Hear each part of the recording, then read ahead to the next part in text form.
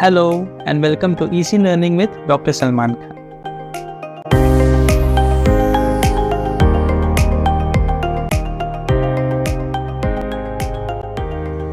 Next is the clinical features. Incubation period. It is the time interval between the bite of infective mosquito and the first appearance of clinical symptoms. The duration of incubation period varies with the species of the parasite. The average incubation periods of different species of Plasmodium are Plasmodium vivax 14 days on an average 12 to 17 days, Plasmodium falciparum 12 days on an average 8 to 14 days, Plasmodium ovale 14 days on an average 8 to 31 days, and Plasmodium malariae 28 days on an average 18 to 40 days. The incubation period is to be distinguished from the pre-patent period, which is the interval between the entry of the parasites into the host and the time when they first become detectable in blood. Then clinical manifestations in a typical case. The main clinical manifestations in a typical case are a series of febrile paroxysms followed by anemia and splenic enlargement or splenomegaly. So the clinical features of malaria. First, febrile paroxysm. The malarial paroxysm starts generally in the early afternoon, but actually it may start at any time. Each paroxysm shows a succession of 3 stages. First, the cold stage lasting for 20 minutes to an hour. Second, the hot stage lasting for 1 to 4 hours, and the sweating stage lasting for 2 to 3 hours. Thus, the total duration of the febrile cycle is from 6 to 10 hours, varying however with the species of Plasmodia. Then the types of fever. The febrile paroxysm synchronizes with the erythrocytic schizogony of the malarial parasite. This is of 3 types. First, the quotidian, second, tertian, and third, quartan. The fever recurring at intervals of 24 hours is called as quotidian fever. With a 48-hour cycle, the fever recurs every 3rd day, that is called the tertian fever. Then with a 72-hour cycle, the fever recurs every 4th day. It is called as quartan fever. The quotidian periodicity has also been observed in infections with Plasmodium vivax or with Plasmodium malariae. This is due to the maturation of 2 generations of tertian parasites on 2 successive days, that is Tertiana duplex, or 3 generations of quartan parasites maturing on 3 successive days, that is Quartana triplex. When 2 generations of quartan parasites mature on successive days, the fever occurs on 2 successive days followed by a day of apyrexia, that is Quartana duplex. In vivax malaria, which is the benign tertian malaria, the characteristic intermittent periodic fever becomes established only in the later stages, the initial pyrexia generally being continuous, quotidian, or remittent. In early stages, 2 broods of parasites undergo schizogony on alternate days, thereby releasing 2 generations of merozoites with a febrile reaction each day. Later, 1 brood drops out and the febrile curve becomes certain. In quartan malaria, the intermittent periodic fever starts from the very beginning. In falciparum malaria, the febrile paroxysm may not show the 3 successive cold, hot, and sweating stages. The fever in such cases, instead of being intermittent, may be continuous or remittent. This has been explained by the fact that several generations of the parasite are multiplying at different intervals. After the first paroxysm, there is no remission of fever and the temperature may remain at the same level, that is continuous, or may show a drop, that is remittent, towards the latter part and then merge on to the next paroxysm, which comes on before the period of 48 hours has elapsed. Pyrogenic density is the number of parasites in blood at which fever develops. It is higher in Plasmodium falciparum than that of other species. Next, anemia and splenomegaly. Anemia. After a few paroxysms, anemia of a microcytic or a normocytic hypochromic type develops as a result of breaking down of red blood cells during segmentation of parasites. Splenomegaly. Enlargement of the spleen is one of the important physical signs in malaria. In primary cases, the enlargement is so slight as to escape detection by palpation. After some paroxysms, and usually by the 2nd week, it is definitely enlarged and palpable. Next, clinical types of malaria. Malaria can be divided into 2 clinical types. First, benign malaria, and second, malignant tertian malaria. First, about the benign malaria, the incubation period is 12 to 17 17 days.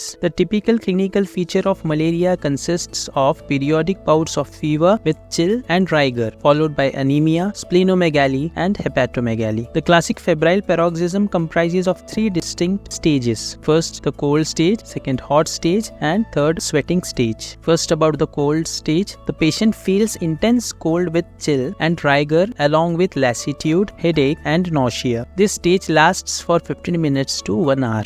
Then hot stage, the patient feels intensely hot, temperature mounts to 41 degrees Celsius or higher. Headache persists but nausea commonly diminishes. This stage lasts for 2 to 6 hours. Then third, sweating stage, profuse sweating follows the hot stage and the temperature comes down to normal. Skin is cool and moist. The patient usually falls asleep to wake up refreshed. This stage lasts for 2 to 3 hours. The paroxysm usually begins in the early afternoon and lasts for 8 to 12 hours. The febrile paroxysm synchronizes with the erythrocytic schizogony. The periodicity is approximately 48 hours in tertian malaria, that is in Plasmodium vivax, Plasmodium falciparum, and Plasmodium ovale, and 72 hours in quartan malaria, that is in Plasmodium malariae. Quotidian periodicity with fever occurring at 24-hour intervals may be due to 2 broods of tertian parasites maturing on successive days or due to mixed infection. Regular periodicity is seldom seen in primary attack but is established usually only after a few days of continuous, remittent, or intermittent fever. True rigor is typically present in vivax malaria and is less common in falciparum infection. There can be both hypoglycemia or hyperglycemia in malaria. Sometimes there may be hyperkalemia due to red cell lysis and fall in blood pH. Infection with Plasmodium vivax usually follows a chronic course with periodic relapses, whereas Plasmodium ovale malaria is generally mild. Although Plasmodium malaria is less severe, but it may lead to renal complications. Relapse mainly occurs in inadequately treated cases after an interval of 8 to 40 weeks or more. This is about benign malaria. Then malignant tertian malaria. The incubation period is 8 to 14 days. The most serious and fatal type of malaria is malignant tertian malaria, which is caused by Plasmodium falciparum. Falciparum malaria, if not treated timely or adequately, severe life-threatening complications may develop. In severe falciparum malaria, parasitic load is very high and more than 5% red cells are affected. It is also called pernicious as the incubation period is short and multiplication of this species is much faster as compared to other species. Definition of pernicious malaria. The term pernicious malaria is referred to a series of phenomena occurring during the course of an infection of Plasmodium falciparum which, if not effectively treated, threatens the life of the patient within 1 to 3 days. The term pernicious malaria also have been applied to those conditions that include cerebral malaria, blackwater fever, algid malaria, and septicaemic malaria. Then the pathogenesis. The serious complications that may develop in pernicious malaria, that is acute falciparum malaria, are the result of capillary blockage consequent upon decreased effective circulating blood volume. It has been long thought that the blockade of the capillary blood vessels of the internal organs arises from agglutination of parasitized erythrocytes. This has been attributed to certain peculiar biological features of Plasmodium falciparum, such as recession of asexual parasites from the peripheral circulation to the capillary blood vessels of the internal organs for later stages of schizogony, and stickiness of infected erythrocytes coated with fibrin in relation to vascular endothelium, helping agglutination of erythrocytes and causing occlusion of capillary blood vessels. McGrath in the year 1967, however, considers that stasis resulting from vasoconstriction itself due to sympathetic hyperactivity plays an important role in capillary blockage. Stasis means loss of fluid from vessels, that is hypovolemia, due to increased permeability of the endothelial cells, allowing heavy molecules and water to pass through, leading to increased blood viscosity and concentration of circulating erythrocytes which contain mature schizonts. All these factors collectively are responsible for the accumulation of erythrocytes in the lumen of the capillary vessels, causing obstruction. Pernicious manifestations may be anticipated when more than 5% of red blood cells are parasitized. The peripheral blood shows a heavy parasitemia, and schizonts as well as ring forms are commonly present in large numbers. Plasmodium falciparum secretes a surface protein which causes agglutination, that is binding of RBCs to each each other, which leads to blockage in vessel walls, finally leading to ischemia or hypoxia. On the other side, the RBCs of internal organs, that is the brain, spleen, intestine and placenta, undergo hemolysis caused by phagocytosis, leading to cerebral malaria, algid malaria and septicemic malaria. First, about the cerebral malaria. It is the most common complication of malignant malaria. The initial symptoms are non-specific with fever, headache, pain in back, anorexia and nausea. Anemia. The patient may be anemic and mildly jaundiced. Hepatosplenomegaly. Liver and spleen are enlarged and non-tender.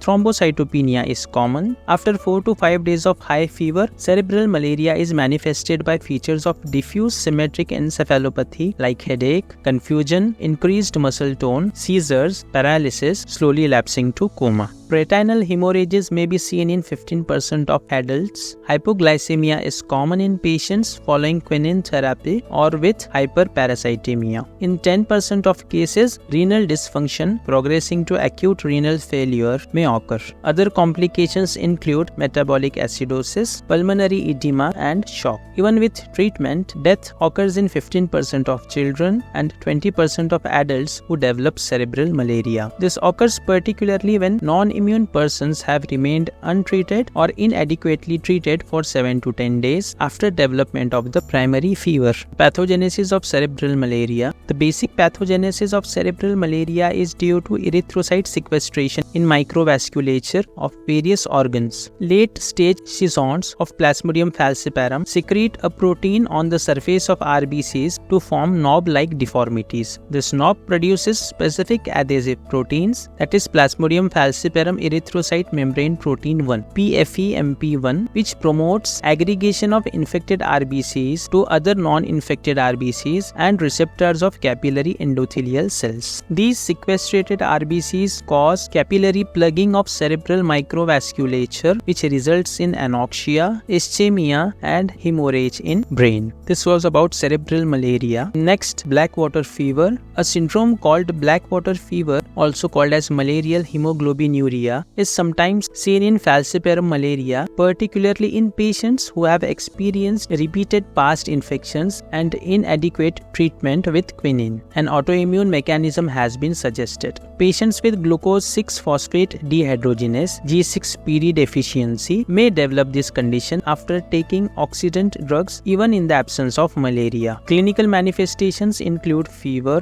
prostration and hemoglobinuria, that is black colored urine, bilious vomiting with passage of dark red or blackish urine. Then the pathogenesis of Blackwater fever. The pathogenesis is believed to be massive intravascular hemolysis caused by anti-erythrocyte antibodies, leading to massive absorption of hemoglobin by the renal tubules, that is hemoglobinuric nephrosis, producing Blackwater fever. Complications of Blackwater fever include renal failure, acute liver failure and circulatory collapse. This is about Blackwater fever. Then Algid Malaria. This syndrome is characterized by cold and clammy skin with vascular collapse leading to peripheral circulatory failure, manifested as rapid thready pulse with low blood pressure and cold clammy skin. There may be severe abdominal pain, either vomiting of a gastric type, watery diarrhea of a choleric type, or passage of blood in feces of a dysenteric type, and profound shock. This is about Algid malaria. Lastly, septicemic malaria. It is characterized by high continuous fever resembling typhoid fever with dissemination of the parasite to various organs, leading to multi-organ failure. Manifestations include bilious remittent fever, pneumonia, cardiac syncope. Severe malaria should be considered in any non-immune patient with a parasite count greater than 2%. Death occurs in 80% of the cases. This is about septicemic malaria. So this is all about the clinical features of Plasmodium, the malarial parasite. If you wish to see more of such videos, do comment below. And don't forget to like, share and subscribe to my channel. Also, press the bell icon for early notification of my new videos.